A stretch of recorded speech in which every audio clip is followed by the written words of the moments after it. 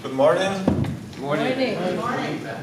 Well, so I'm here to talk about dualism, which shall be done inside or as part of an attempt to philosophically examine the problem or the project of explaining consciousness. But I have to say two things before I start. First of all, I'd like to thank Bob and his team for having organized this amazing conference. Thank you. And second, that it has been a challenge to prepare these presentations. First, because consciousness studies and philosophy of mind are not really my fields. My fields are logic and philosophy of religion. And second, because of the nature of the conference. It's always a challenge to speak to such a diverse audience with different backgrounds. That's why I try to keep things at a very elementary level. I don't know if I succeeded. But anyway, I had a great time preparing the presentation, and I hope you'll enjoy it. Once more. Okay, so I start, of course, speaking about explaining consciousness. So from a very, let's say, general and perhaps naive level of perspective, we can say that we all agree that consciousness should be explained by the methods which are typical of the sciences. After all, science has explained quite successfully many important aspects of the natural world, and consciousness seems to be part of this natural world. It is a property of natural living organisms like us, human beings. It is also widely agreed that science involves what we call naturalism. The idea that in order to explain phenomena, science should appeal only to natural entities, forces, principles, etc. But this has some consequences, some implications. First of all, that understanding consciousness by pursuing the methods of the sciences would be the same as pursuing a naturalist project with respect to consciousness. This is the first consequence. The second one is that dualism, the view that there is an immaterial and substantial self, which is the bearer of consciousness, would be inconsistent with science or with scientific practice, and therefore will have no role to play in the project of rationally explaining consciousness. Okay, so my purpose here would be to philosophically examine this claim, the claim that dualism has no role to play in the project of rationally explaining consciousness. In other words, I'll try to disclose the basic assumptions and the basic concepts which are involved in this claim. So I'll have to deal with those three concepts, of course: naturalism or physicalist naturalism, I will say in a while what that is, explanation, and dualism. And as a positive contribution, or as a speculation, as I prefer to say, I'll introduce a new concept which I call methodological dualism. Due to time, I have to skip many important details, okay? And excuse for that, but I hope to be able to provide you with a broad picture of what is involved or what's implied in this claim. All right, once more. Okay, so I start with naturalism. So it's not easy to say what naturalism is. There are a lot of definitions, and scholars usually are not as clear as we want. But here is a tentative definition, according to which naturalism is the thesis that everything that exists, be it an object, kind, property, law, force, or principle, is natural or is included in the natural world. Scholars usually make a distinction between ontological naturalism and methodological naturalism. This definition is a definition of ontological naturalism. It is ontological because it is a claim about what exists in reality. Methodological naturalism, in its turn, makes no such a claim. It is concerned with how we should conduct scientific practice. That in order to explain phenomena, science should only appeal to natural objects, kinds, properties, etc. So the idea is that science should be concerned with methodological naturalism and not with ontological naturalism. And it's reasonable that you think so, because in some way we can say that explanations should come first, and ontology should come after. What I mean is like that. Suppose that you have a phenomena that has to be explained. You have several theories which are trying to explain the phenomena. So once we have a winner, a theory that explains better than the others, so we are going to look or try to see what are the implications ontologically of the theory Okay, so it makes sense to say that science should be concerned mainly with methodological naturalism. But the definition I have just given perhaps might be accused of being circular, because I have to say what natural is in order to say what naturalism is. And here again we have many options. Okay, we have what is called scientific naturalism, for instance, which says that the natural are those entities, property laws, forces and principles disclosed or styled by science, or by ideal science. Again, also, there is a kind of circularity here, because we are told that science should be concerned with the natural, but we define the natural in terms of science. Alright? I'm not totally against circular definitions. They might be useful, and I'm going to come back to this definition later. But anyway, because of that, most scholars agree that the most promising path is to define the natural in terms of the physical. So, naturalism, So natural objects, kinds, property laws, etc. will be simply physical objects, kinds, properties, etc. But here again, it's not easy to say what a physical object is. Again, we have several choices, several answers. Each one of them has its own problems. For instance, if you say that a physical object is whatever can be sensed, we might ask sensed by whom? Different living beings and different human beings, they have different sensory abilities, so this definition seems to be too subjective. Okay? So I won't go through all of them, but anyway, if we do define the natural in terms of the physical, naturalism turns into physicalism, or into physicalist naturalism, which is a thesis that everything is physical. Alright? Here again, philosophers, they disagree about the best way to explain the expression everything is physical. So that's why philosopher David Lewis, he proposed to use the notion of supervenience to capture the minimal or the core commitment of physicalism. Okay? So he explains the notion with the help of a dot matrix picture analogy, which is quite useful for us to understand it. So a dot matrix picture has global properties. It might be a picture of a line, for instance. But yet, all there is to the picture is dots and non-dots. So we say that those global properties, they supervene on the local or micro dot properties. So in other words, we say that no two pictures could differ in their global properties without differing somewhere in their micro dot properties. So here the idea is that the mental supervenes on the physical. So if you use like the same definition here, this is the best definitions for supervenience. We're going to say that this means the fact that the mental supervenes on the physical. It means that no two possible worlds can be identical in their physical properties, but differ in their mental properties. Okay? With that notion at hand, we define supervenience physicalism, or like David Lewis called it, minimal physicalism, which is the thesis that no possible world can be physically identical to the current world without being identical to it in all respects. See that this is a very heavy metaphysical definition. In fact, the thesis that everything is physical is a metaphysical definition. You can't prove it from the scientific, from the experiential point of view.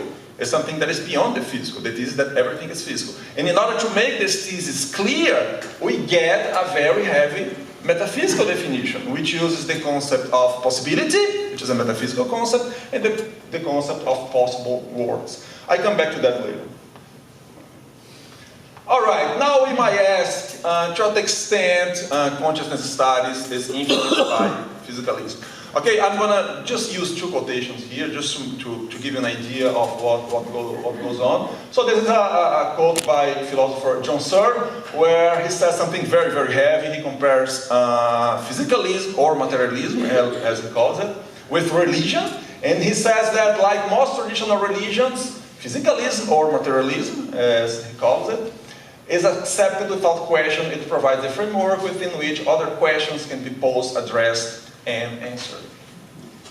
And someone who seems to agree with him is Bernard Barrs, the originator of this influential theory of consciousness, the global workspace theory. He says that there is no reason to doubt the empirical status of consciousness. So the fact is that work done in consciousness studies seems to be very strongly influenced by physicalism. And this can be said for sure about the work done inside philosophy of mind, okay?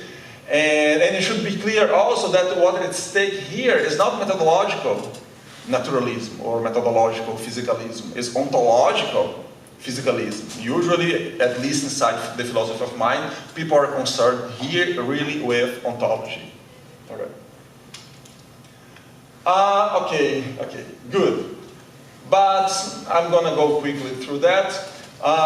We might ask if we accept, say, the worldview of physicalism, we might ask how it's going to explain consciousness. So people agree that it should be a reductionist explanation. The same way, say, that the liquidity of water is explained from the microproperties of collection of H2O molecules. So in the same way, mental properties should be explained in terms of brain or physical properties.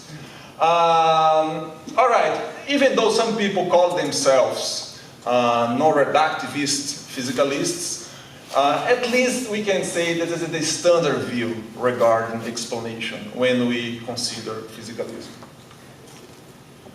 Okay, I go quickly through that. Some people, there's a growing feeling, we can say, that this kind of explanation is doomed to failure.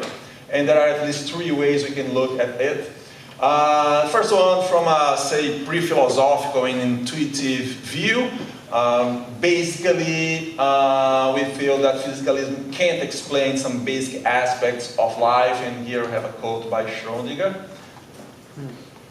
But you can take a look also from a factor perspective, that we have 50 years of attempts of explaining from a physicalist point of view consciousness, or at least some aspects of consciousness, and many people see that there is a failure, that they weren't able to explain many aspects like phenomenal consciousness or qualia, like Martin explained to us, intentionality, even rational thought. I could add to this the unity of consciousness and subjectivity. So many people, this is not a consensus, okay, but many people believe that we can't have, at least there wasn't success in terms of explaining these aspects. But there is also another perspective that we can take, which is a conceptual perspective.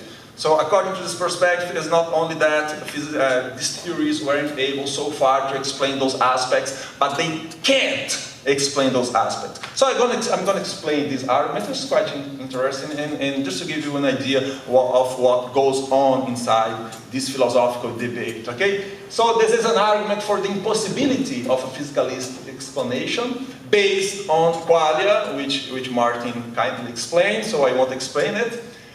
So it has 6 premises and those 2 conclusions. The first one is just a restatement of physicalism. And here we see the consequences of this definition being very heavy from a metaphysical point of view. The heavier a definition or the heavier a thesis is, the easier it is to refute it. Okay? And here we're going to see that it's quite easy to refute it.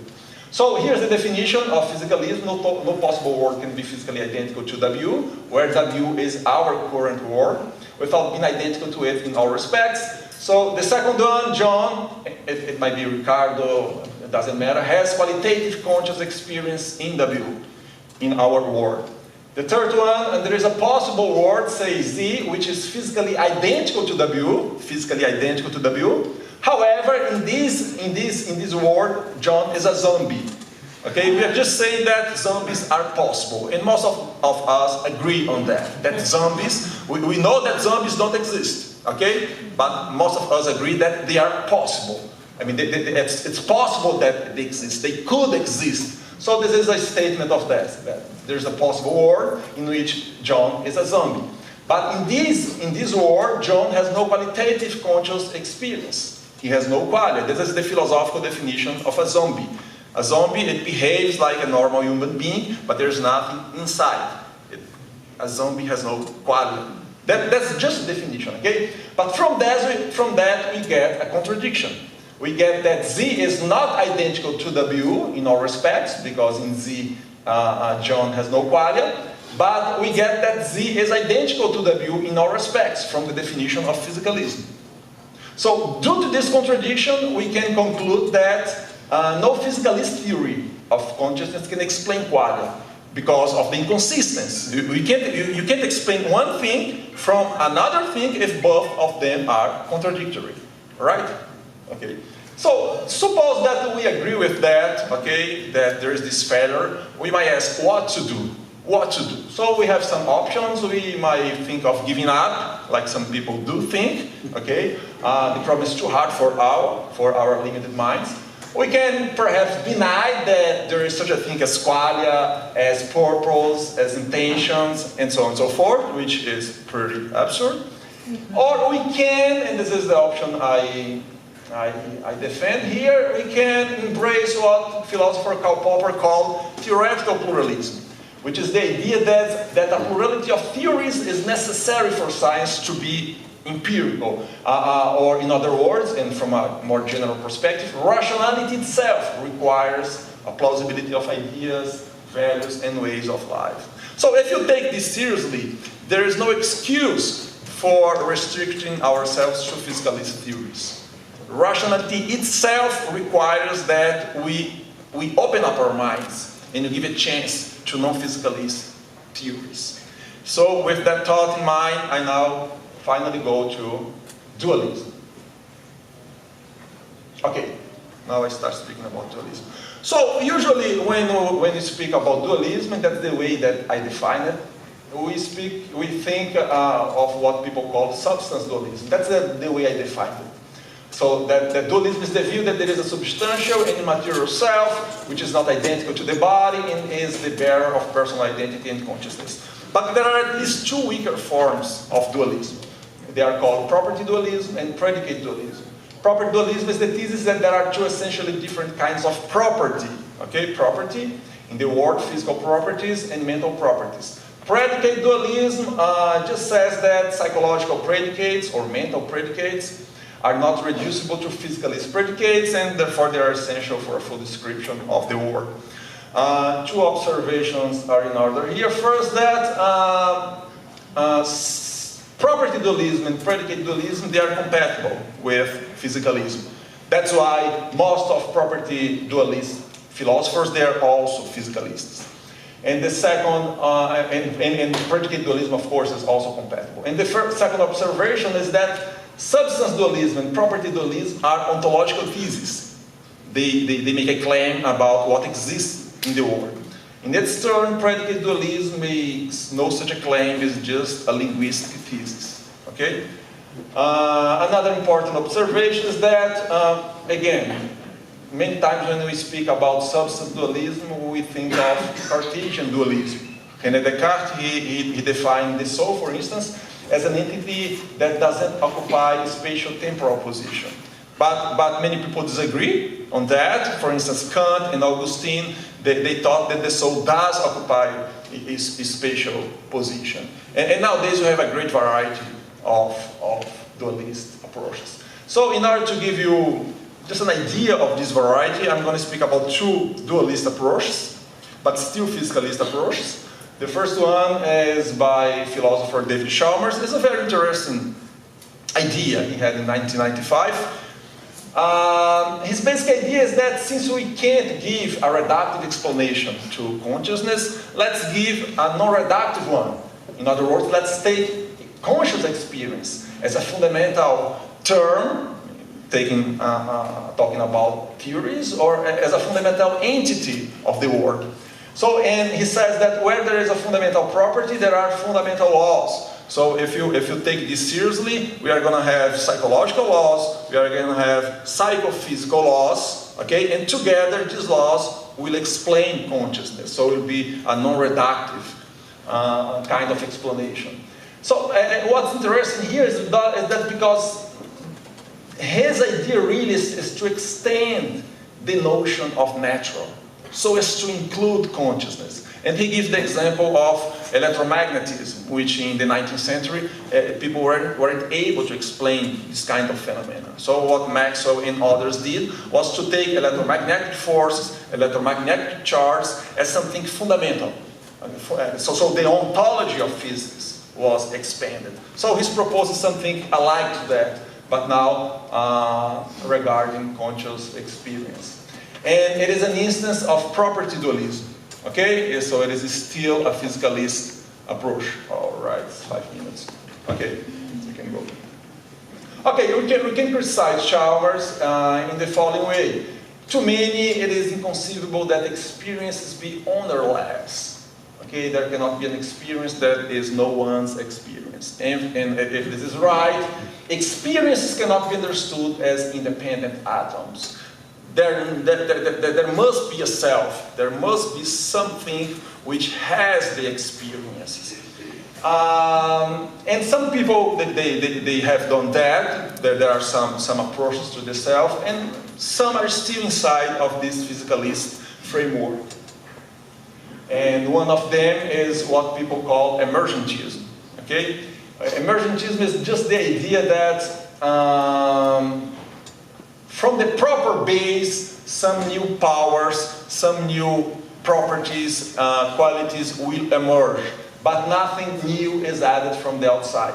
So consciousness, thought, rational volition, and so on, they make their appearance naturally as a result of the structure and functioning of the human brain. So it is still an attempt to explain consciousness from a physicalist perspective. But we might ask, what does emerge? So William Haskell, he gives at least three possibilities. Mental events, properties, and conscious experience itself might emerge from the brain, right? The second, novel causal powers, so that now those mental states might causally affect the body. And third, the self, a self might emerge, something that has the experiences and exercises the causal powers. Okay, so it's a good instance of an attempt. Many people criticize this kind of approach. It has many problems. Okay, but it's an interesting way to see that people are getting more and more aware of the need of taking a self into account. And with that in mind, I finally, perhaps I have 3 more minutes. I finally get to what I call my contribution, that I call methodological dualism.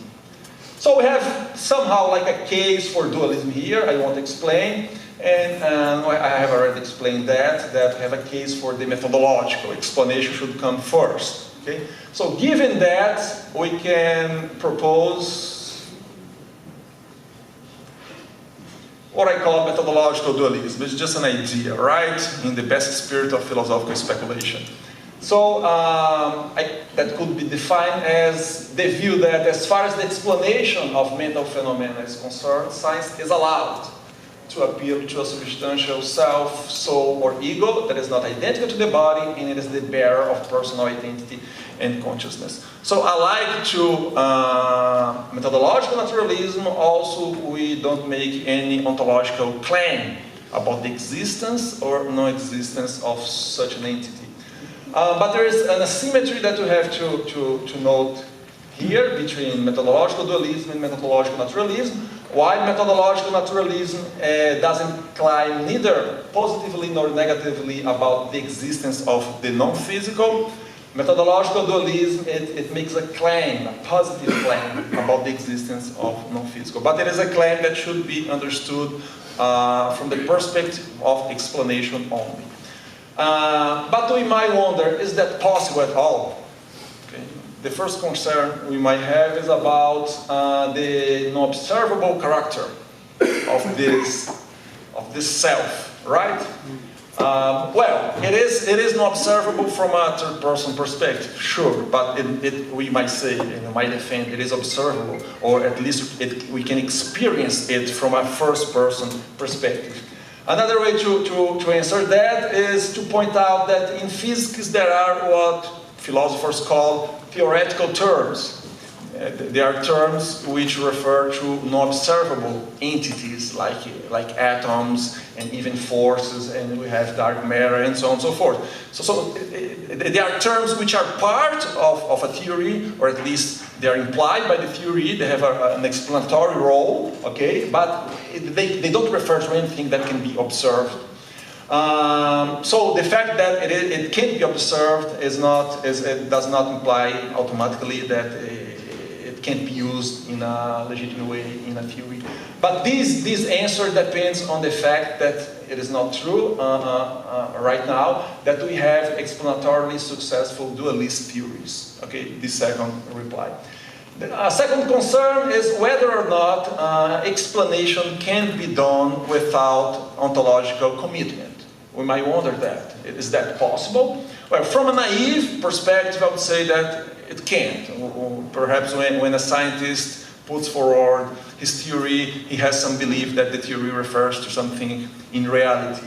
But from a more philosophical perspective, I would say that it can. It is possible. For instance, when we take a look at the debate about theoretical terms, some people say yes, they refer to real entities. Other people say they don't refer to real entities. So it's an open question whether or not these theoretical terms refer to something in reality. But still, these terms are used in the theories and they are accepted as scientific terms and so on and so forth.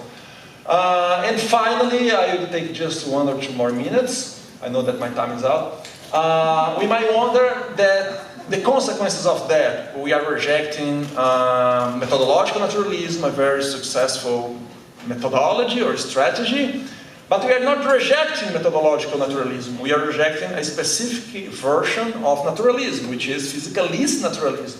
For instance, if you go back to my early definition of naturalism, there was another way to understand naturalism, which is called scientific naturalism. The idea that science should do, that the natural is what is started by science. So if by chance we have dualist theories which successfully explain consciousness, successfully explain mental phenomena, the very concept of the natural would be expanded, like Chalmers proposed, so as to include this idea that there is another self. Okay, finally, I'm going to conclude. So, repeating the main question, does dualism have a role to play in the project of rationally explaining consciousness? I'd say that it must have. First, we have, as I tried to show, a case for dualism. We have a case for the methodological, and I put forward this new concept of methodological dualism. But more, if we do accept Popper's idea of theoretical pluralism, if we have dualist theories and say by chance that they do successfully explain consciousness, so the very concept of the natural will be expanded, and then perhaps we go beyond dualism in the way that the physical and the mental, they will be obviously different, but at the same time they will belong to a larger, broader category, the category of the natural. So now perhaps we can take this as an instance of this old thesis, which is called Beda Beda. The idea is an Indian thesis or doctrine. The idea that reality is at the same time different and non-different. Okay, thank you so much for the attention.